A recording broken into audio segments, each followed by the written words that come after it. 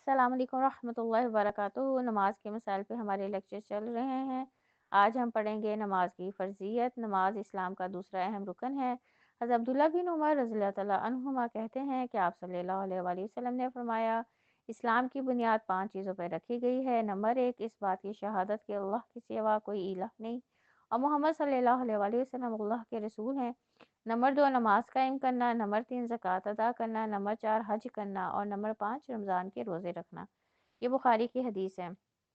हिजरत से कबल 2-2 रकत और हिजरत के बाद 4-4 रकत नमाज फ़र्ज़ हुई। हज़रत आयशा रज़ियल्लाहु तआला अन्हा फरमाती हैं, जब मेराज की रात अल्लाह ने नमाज फ़र्ज़ की तो हज़र और सफ़र दोनों के लिए 2-2 रकात नमाज फ़र्ज़ की।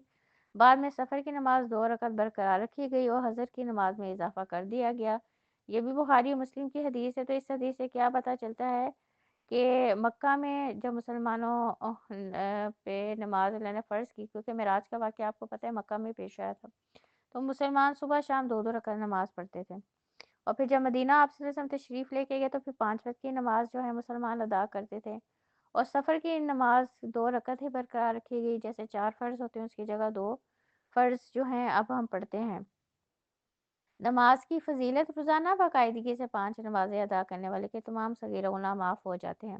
हज़रत अबू हुरैरा रज़ियल्लाहु तआला अन्हु कहते हैं, आप सल्लल्लाहु अलैहि वसल्लम ने फरमाया, तुम्हारा क्या ख़्याल है अगर तुम में से किसी के दरवाज़े पर नहर बहती हो और वो उस नहर में हर रोज़ 5 मरतबा नहाए तो क्या उसके बदन पर कोई मैल कुचैल बाकी रह जाएगा? सहाबा कराम ने अर्ज़ किया, नहीं, किसी किस्म का मैल कुचैल बाकी नहीं रहेगा। आप सल्लल्लाहु अलैहि वसल्लम ने फरमाया, यही 5 नमाज़ों की मिसाल है। अल्लाह ताला इन नमाज़ों के ज़रिए गुनाह मिटा देता है। ये बुखारी मुस्लिम की हदीस है। तो जो शख्स भी 5 नमाज़ें पढ़ता है, एक नमाज से दूसरी नमाज के दरमियान जो भी सगीरा गुनाह इंसान से हुए होते हैं, अल्लाह ताला उसको जो है वो माफ़ कर देता है। इसी तरह एक और हदीस में वाक़या आता है कि एक आदमी ने एक औरत से बोसो-किनार किया, तो आप सल्लल्लाहु अलैहि वसल्लम ने उससे फरमाया, उठ के नमाज़ पढ़ो, अल्लाह तुम्हारे गुनाह माफ़ कर देगा। तमाम गुनाहों की आग को जो है ठंडा नमाज ही करती है। हज़रत अनस बिन मालिक रज़ियल्लाहु तआला अन्हु कहते हैं, आप सल्लल्लाहु अलैहि वसल्लम ने फरमाया, हर नमाज के वक़्त अल्लाह ताला का मुकर्रर करदा फ़रिश्ता पुकारता है, लोगों उठो, उस आग को बुझाने के लिए उठो जिसे जिसे तुमने अपने गुनाहों से जलाया है। ये तिबरानी की हदीस है। तो अब इस हदीस से क्या बात पता चलती है कि नमाज गुनाहों को ख़त्म करने का बेहतरीन ज़रिया है। पाँचों नमाज़ें बाकायदगी से अदा करने वाले क़यामत के दिन सिद्दीकीन और शुहदा के साथ होंगे।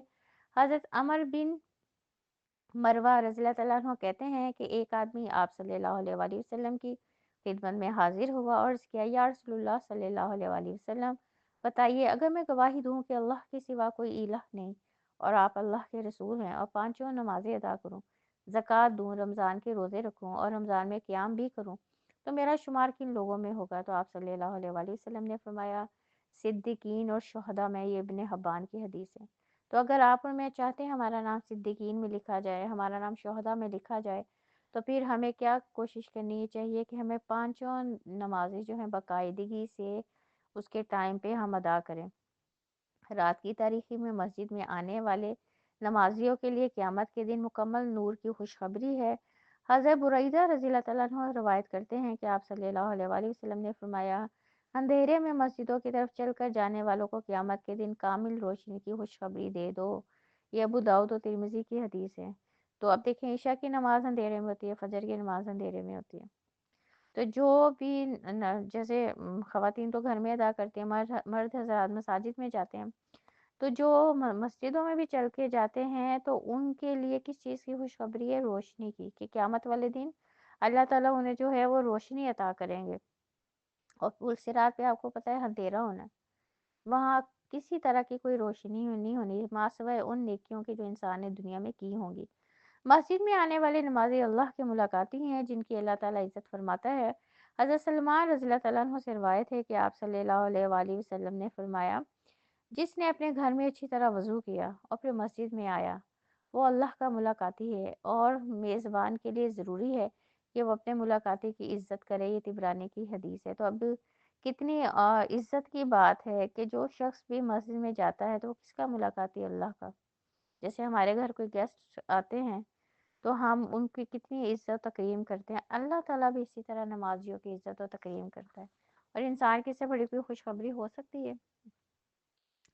کہ وہ اللہ اس کی میزبانی کرے، اللہ جو ہے اس کو عزت و تکریم دے۔ نماز کی اہمیت: بے نماز کا انجام قارون، فرعون، حامان اور ابی خلف کے ساتھ ہوگا۔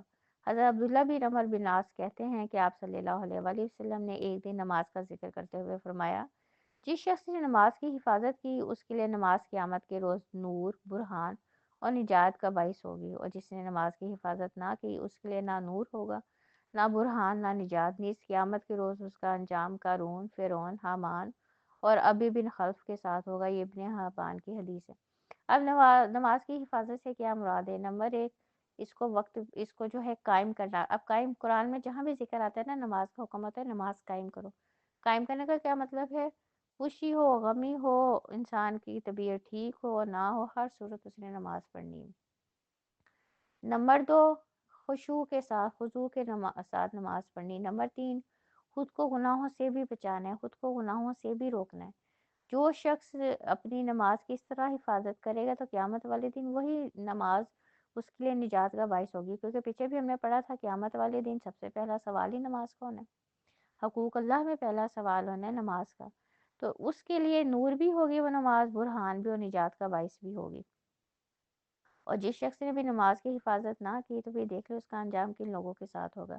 اسلام اور کفر کے درمیان فرق کرنے والی جو چیز ہے وہ نماز ہے۔ حضرت جابر رضی اللہ تعالیٰ عنہ کہتے ہیں کہ آپ صلی اللہ علیہ وآلہ وسلم نے فرمایا، مسلمان آدمی اور شرک یا کفر کے درمیان حد فاصل ترک نماز ہے۔ یہ مسلم کی حدیث ہے۔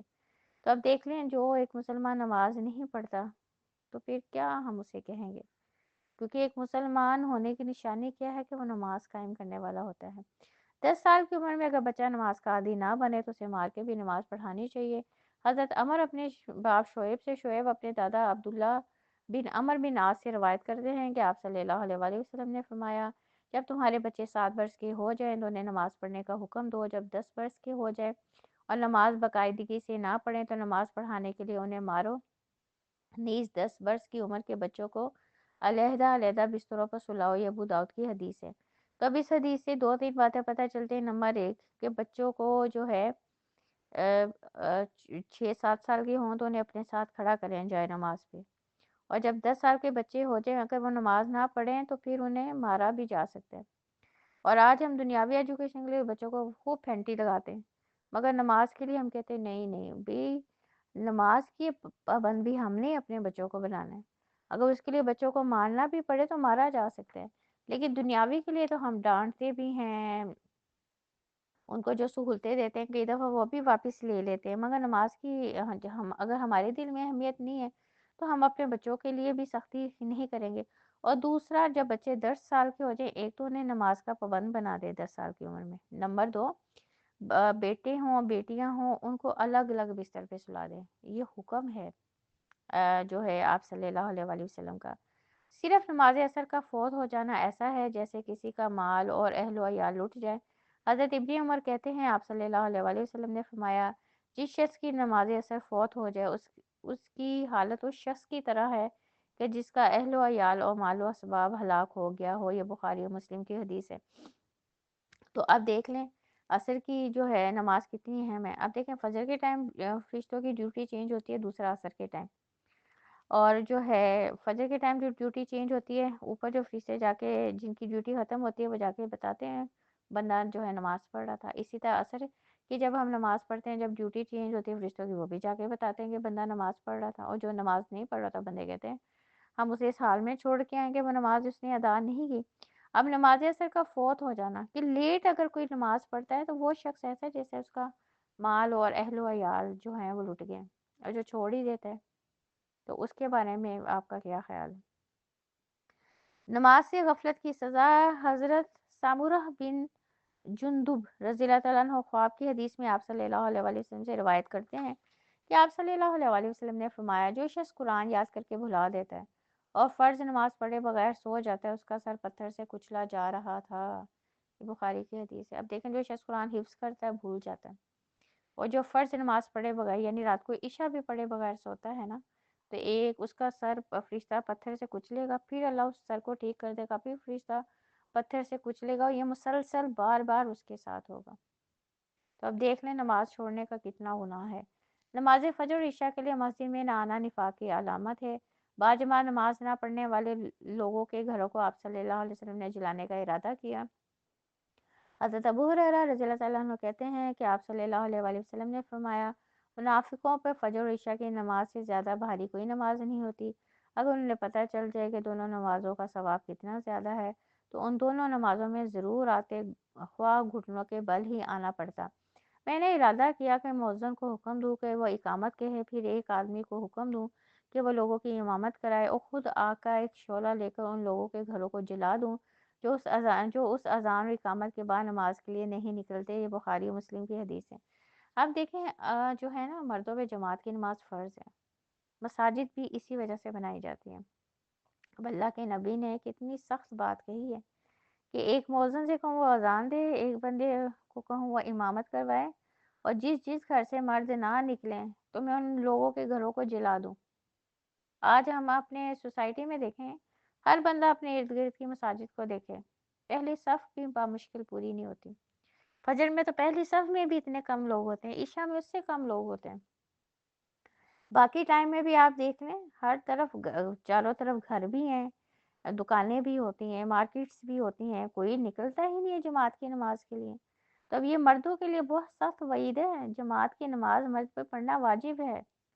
ہاں کوئی ایسی مجبوری ہے وہ نہیں جا سکتا، وہ اللہ جانتے ہیں، مگر آج ہم نے تو ایک روٹین بنا لی ہے مردوں نے اسپیشلی، کہ کوئی نماز پڑھتا بھی ہے تو وہ اپنی دکان پہ پڑھ لے گا اپنے، پھر مسجدیں بنانے کا مقصد کیا ہے اگر مرد نے مسجد میں نماز پڑھنے جانا ہی نہیں ہے؟ خلاف سنت ادا کی گئی نماز قیامت کے روز ناکامی اور نامرادی کا باعث بنے گی۔ قیامت کے روز پہلا سوال نماز کے بارے میں ہوگا۔ حضرت ابو ہریرہ رضی اللہ تعالیٰ عنہ کہتے ہیں، آپ صلی اللہ علیہ وآلہ وسلم نے فرمایا، قیامت کے روز بندے سے سب سے پہلے جس چیز کا حساب لیا جائے گا وہ اس کی نماز ہے۔ اگر نماز سنت کے مطابق درست ہوئی تو بندہ کامیاب و کامران ہوگا، اگر نماز خراب ہوئی یعنی سنت کے مطابق نہ پائی گئی تو ناکام و نامراد ہوگا۔ اگر بندے کے فرائض میں کچھ کمی ہوئی تو اللہ تعالیٰ فرمائیں گے، میرے بندے کے نامہ اعمال میں دیکھو کوئی نفل عبادت ہے، اگر ہوئی تو نوافل کے ساتھ فرائض کی کمی پوری کی جائے گی، پھر اس کے تمام اعمال کا حساب اسی طرح ہوگا۔ یہ ترمذی کی حدیث ہے۔ تو اب اس حدیث سے کیا بات پتہ چلتی ہے؟ نمبر ایک، قیامت والے دن پہلا سوال حقوق اللہ کا ہے، اور آج ہم نماز کو اتنی اہمیت نہیں دیتے، نمبر ایک۔ نمبر دو، جو فرائض کے ساتھ ہم سنت موقدہ بھی ادا کرتے ہیں نا، اس کا بھی فائدہ ہے کہ اگر ہمارے فرائض میں کوئی کمی بیشی ہوگی تو ان سنت موقدہ سے، نوافل سے اللہ اس کمی کو پوری کریں گے اور انسان کو پاس کر دیں گے۔ اور تیسرا جو ہے، نماز اس طرح پڑھنی ہے جیسے آپ صلی اللہ علیہ وسلم نے ہمیں حکم دیے، وہ نماز اللہ کے ہاں قبول ہے، ٹھیک ہے۔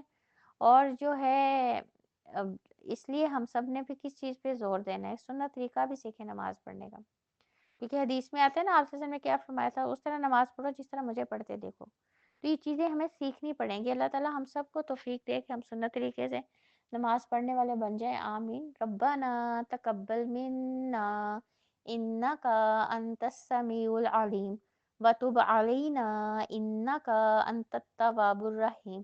سبحان ربک رب العزت عما یصفون وسلام علی المرسلین والحمد للہ رب العالمین۔ السلام علیکم ورحمۃ اللہ وبرکاتہ۔